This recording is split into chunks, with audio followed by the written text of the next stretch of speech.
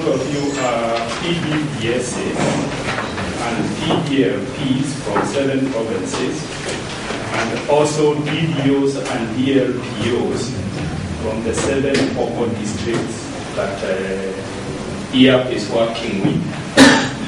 We also have representatives of farmer groups whom we have called in for the presentation of the AI kits. I now wish to welcome you to give you a presentation on partnerships and agricultural development. So when the DBS called me this morning, I realized the program was reading right. It's supposed to be the Agriculture Secretary. So ladies and gentlemen, let me start by saying that I'm very happy to be part of this ceremony, which is handing over of the AI kits and sent to the EAP focal districts, which I'm informed are 7. I think this is very good to see that the government component to this program is ready to give out some ready technology. I'm sure these AI kits are being given out because there's some technology they're supposed to facilitate. So it's not just all, development partner, contribution.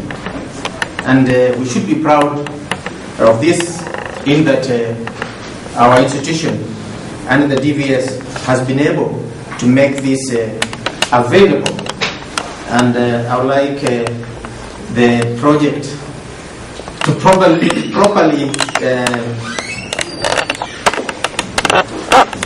what shall I say, to properly acknowledge a contribution like this one, however small it may be. So my discussion with you is going to be a very brief one. And why? Because I've missed most of the important presentations. Secondly, this is an area that I don't know much about, so I don't want to make any mistake. So I will stick to those areas that I would probably have an idea. So let us look at partnerships in general in agricultural development. And maybe let us start from our probably lowest areas of partnerships. Partnerships essentially is working together, isn't it? Partnerships is essentially working together. And we try to work together so that we can share information and exchange ideas, isn't it? And when we look at our setting as of now, I think one of the areas that we are seeing this partnership paying off is at the ASCO level, the Agriculture Sector Coordination Unit. I know you are aware that this unit is coordinating the 10 sector ministries now. And the whole idea is to ensure that we are able to utilize the scarce resources more efficiently. We are more able to know who is doing what so that we don't duplicate. And we are also in a better position to sit down as a team and agree on our priorities as a sector so that we utilize the resources available much more efficiently. And we have gone further to see how this partnership can work even better. And if I may use the ASCO setting again, we went down to form thematic working groups. First of all, we came up with specific themes that we feel are of priority in the sector. One of them is research and extension. The other one is finance and financial resource, finance and inputs. Another one is environment and natural resource management, for example. And these thematic working groups membership was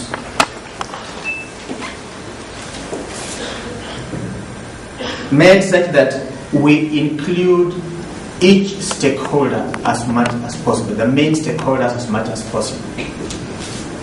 And as you know, as public sector, we want as much as possible to have the non-state actors participate in our activities. We try as much as possible to make sure that the thematic working groups are chaired by non-state actors. You will also realize that you may need to work with various development partners. And these development partners may be interested in specific areas. So again, we will need to sit together with these development partners, or development partners need to sit together and also agree on which way to support either the sector or the program. As you are aware, for our better sector development strategy, we were very lucky that the development partners actually signed a code of conduct. Such a code of conduct ensures partnership. So here we are very lucky indeed, and I think it is probably something that had not been done anywhere else. This was the first time that you could get all development partners sit down and agree and sign a code of conduct, and this is how they shall channel their assistance to the agricultural sector. And this is particularly, I'm referring to our development of the agricultural sector development strategy. Again, for partnerships of development partners, development partners sitting together and agreeing also ensures they will support the development of the sector based on the priorities that they have also agreed on, and using the modality that they have also agreed on. So again, here we will expect a lot of efficiency in the way that they are going to provide this assistance. And the assistance is not only in the financial resources, but also in the technical support. This also goes up to the CGIR, for example, the international institutions, collaboration with international institutions. There is no way CARI can say they're carrying out research in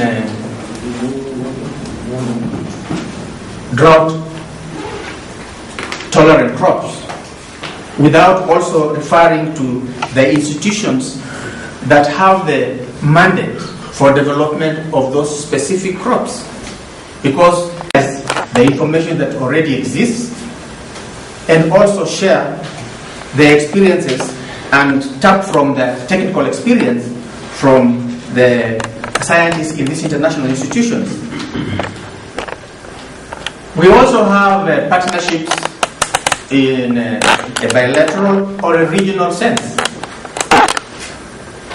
There's nothing wrong with the Dutch government, for example, specifically coming for a partnership in a particular commodity. That is also an area that we see this kind of partnership adding value to the process. An area that we are looking at now is, for example, in the Dutch bilateral relation, is how we are going to enhance provision of seed, of a seed potato, which has been a problem for a long time. And in this case, this kind of bilateral relation offers the necessary partnership to ensure that we focus on that particular commodity. We can also have regional partnership. This would be, for example, what we want to have in the East African community, trading with the European Union, for example. I saw in the presentation here what you are recommending, the development of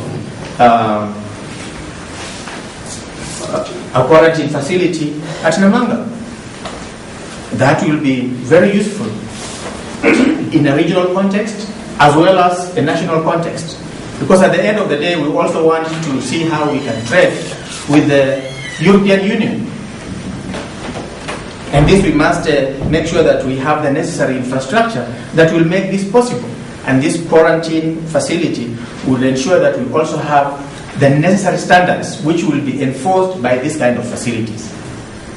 With a project like this one, at the end of the day, ladies and gentlemen, what we want is to be as competitive as possible as a country and as a region. And if we are going to be competitive, we are going to make sure that we are in the know with regard to the necessary market information, the market requirements, the standards, and this will not be possible unless we know what that market requires. And this information can only be exchanged through collaboration. The DBS probably found the Agriculture Secretary to be part of this to just enhance that partnership. He didn't want me just to come here and look like a fish out of water. But just to make sure that that partnership is something that we need to now put on the table more often than not. And this is why I must again congratulate the DVS for this contribution. Actually, this one came as a surprise. I think it is a good one. You know, we have always been having steering committee meetings, but we are only talking about the funds from and the contributions from our development partners. The money has not been released, but we can also release our technologies also. This is really encouraging. So, ladies and gentlemen, without taking too much of your time, let me again emphasize the need for partnership. I'm happy that ASCO is in place, so that even when we come together as the larger ministry now, it's not going to be very different, because the activities are the same as those that are already being coordinated by ASCO. I think that was a very good way of doing it. I think maybe this was a reaction to the 40 ministries. So that even if they were 60, they were not going to affect our activities on the ground. We were still going to be well coordinated as a sector. But that we are going to be much less. I think we are going to be even more efficient in the way of doing business. Maybe I will appear, we shall be appearing in different forums much more often than we are appearing now. Maybe the next forum I should appear in is the fisheries function. So that I get the feeling that it's actually a sector business. This is sector business. When I go to a farmer, I'm able to tell the farmer about the fish pond. I'm able to tell the farmer about the possibility of AI in the dairy goat, and so on and so forth. So that I don't just talk about the problem of the potatoes and the cereals. And this makes us much more complete, and also the farmers also feel much more facilitated. These days when we go and visit farmers as a team, the farmers see us a little more organized than before.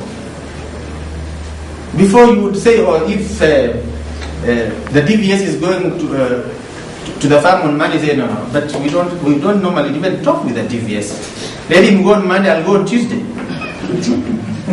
But you know, it's the same farmer. Then the cooperative fellow says, but I don't even know that shop. How can we go on the same day? He goes on Wednesday. So the whole week the farmer has only 2 days to work. So these days the farmers do actually find, and it's the same as who are saying, let us take farming as business. What kind of business would that be? So if we are going to be this coordinated, then we are going to benefit from the partnerships.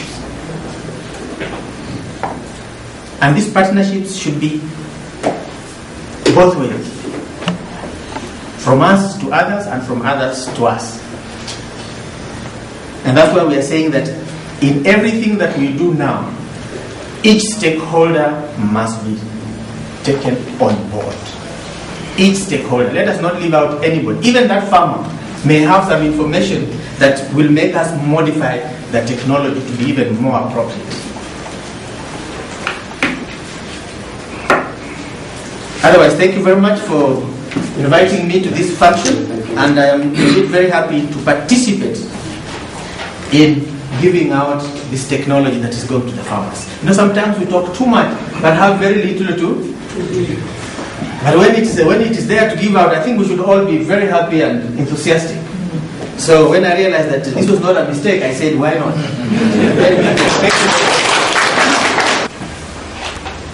I now wish to take this opportunity to humbly invite Madam Nyandong, who is the PSS representative, to give her speech.